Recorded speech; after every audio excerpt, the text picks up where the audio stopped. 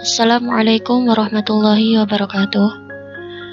Saya Hikmatul Fadilah dari Prodi IAT semester 3. Di sini saya akan memenuhi tugas UAS mata kuliah Tafsir Ahkam dengan judul Sholat Jumat dan Qiyamul Lail.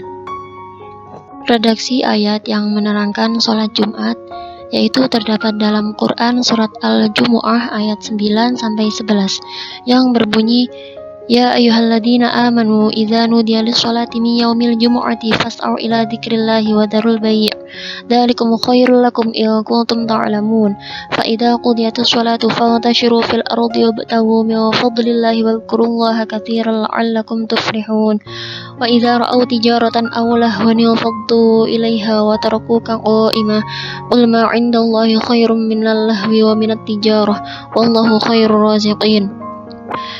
Dan redaksi ayat yang menerangkan Qiyamul Lail yakni terdapat dalam Quran surat Al-Muzammil ayat 1-4 yang berbunyi, Ya ayyuhal muzammil qumil laila illa qalila nisfahu aw yanqus minhu qalila aw zid 'alaihi warattil Qur'ana tartila.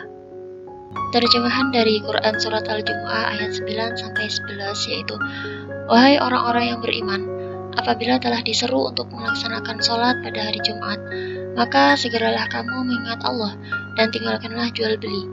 Yang demikian itu lebih baik bagimu jika kamu mengetahui. Apabila sholat telah dilaksanakan, maka bertebaranlah kamu di bumi, carilah karunia Allah dan ingatlah Allah banyak-banyak agar kamu beruntung. Dan apabila mereka melihat perdagangan atau permainan, mereka segera menuju kepadanya dan mereka tinggalkan engkau Muhammad sedang berdiri berkhutbah. Katakanlah, apa yang ada di sisi Allah lebih baik daripada permainan dan perdagangan, dan Allah pemberi rizki yang terbaik.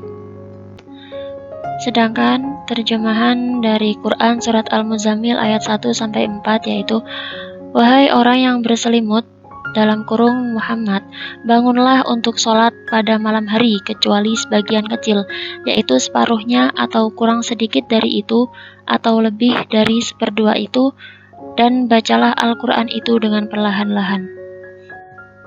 Baik, sekarang kita masuk ke penafsiran Quran surat Al-Jumu'ah ayat 9-11. Yang pertama, kewajiban ketika Jumat tiba. Ayat ke-9 menjelaskan tentang sholat Jumat ketika azan sudah dikumandangkan agar umat Islam segera pergi untuk melaksanakan sholat dan mendengarkan khutbah. Nah, perintah pergi ke masjid ketika saat azan dikumandangkan, ulama berbeda pendapat. Apakah azan pertama atau azan khutbah? Di sini menurut Dhahak, Hasan, dan Atha, yang wajib adalah ketika mendengarkan azan yang pertama, sedangkan menurut Imam Syafi'i kewajibannya tersebut yaitu ketika masuk azan khutbah, bukan azan yang pertama. Dalam Quran surat Al-Jumu'ah terdapat kata as-sa'yu. Makna asalnya yaitu berjalan dengan berlari kencang. Tapi yang dimaksud dalam ayat ini adalah berjalan dengan cepat tanpa berlebihan. Sedangkan kata zikrillah, yang dimaksud dengan zikrillah di sini adalah sholat Jumat. Dan ada pula yang menafsirinya dengan khutbah. Menurut Ali As-Sobuni, penafsiran yang sahih adalah menafsirinya dengan sholat Jum'ah dan khutbah, karena keduanya mengandung zikir kepada Allah. Selanjutnya kata nudiya, fi'il madi yang berasal dari masdar nida. Nida secara lugawi memiliki arti mengundang dengan suara yang keras. Namun yang dimaksud di sini adalah azan dan pemberitahuan masuknya sholat Jumat. Lalu selanjutnya keutamaan pada hari Jumat. Keutamaan pada hari Jumat itu banyak sekali. Di antaranya adalah ada hadis riwayat Imam Muslim, hadis riwayat Imam Malik, dan hadis riwayat Abu Daud. Salah satunya yaitu hadis riwayat Imam Muslim yang artinya diriwayatkan dari Imam Muslim dalam kitab sahihnya dari Nabi Muhammad SAW. Beliau bersabda, hari yang paling baik yang di dalamnya matahari terbit adalah hari Jumat. Pada hari Jumat, Nabi Adam alaihissalam diciptakan. Pada hari Jumat, Nabi Adam dimasukkan ke dalam surga, dan pada hari itu pula Nabi Adam dikeluarkan dari surga. Serta pada hari Jumat pula hari kiamat tiba. Hadis riwayat Muslim. Lalu mengenai larangan ketika Jumat tiba, dalam Quran Surat Al-Jumu'ah ayat 9 yaitu, dan tinggalkanlah jual beli, yang demikian itu lebih baik bagimu jika kamu mengetahui. Nah, ayat ini memerintahkan untuk meninggalkan jual beli ketika Jumat telah tiba. Larangan ini dimulai dari azan dikumandangkan sampai waktu sholat. Larangan ini adalah larangan yang bersifat haram. Menurut Imam Syafi'i, larangan ini tidak menyebabkan batalnya jual beli dan muamalah yang dilakukan pada saat Jumat tiba. Pendapat ini adalah pendapat kebanyakan ulama. Alasan mengapa tidak membatalkan, karena yang dilarang adalah waktu jual belinya, bukan barang jual belinya. Oleh karena itu, maka jual beli tersebut tidak batal.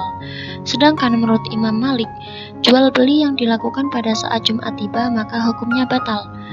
Namun, Imam Malik tidak membatalkan akad memerdekakan budak, nikah, tolak, akad syirkah, hibah, dan sedekah, karena menurutnya hal-hal tersebut tidak batal karena hal tersebut tidak termasuk dalam aktivitas yang jarang dilakukan dalam keseharian manusia.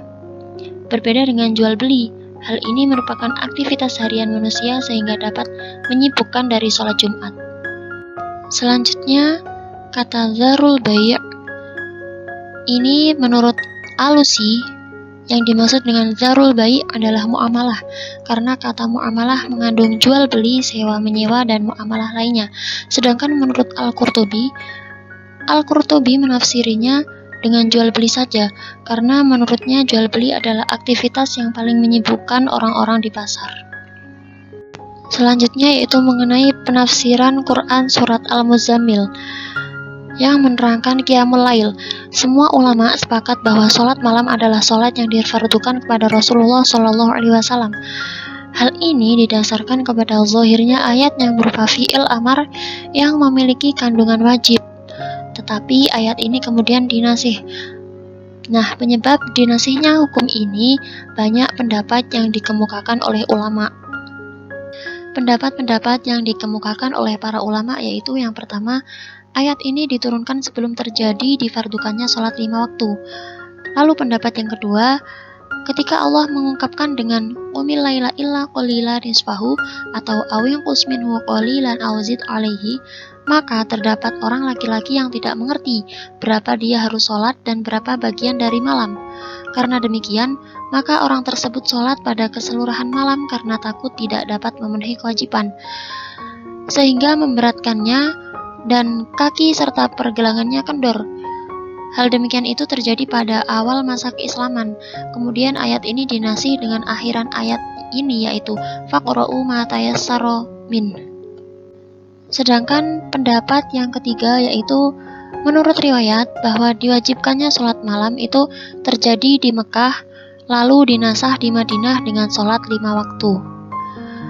Nah, demikian yang dapat saya sampaikan. Kurang lebihnya mohon maaf yang sebesar-besarnya. Thanks for watching. Wassalamualaikum warahmatullahi wabarakatuh.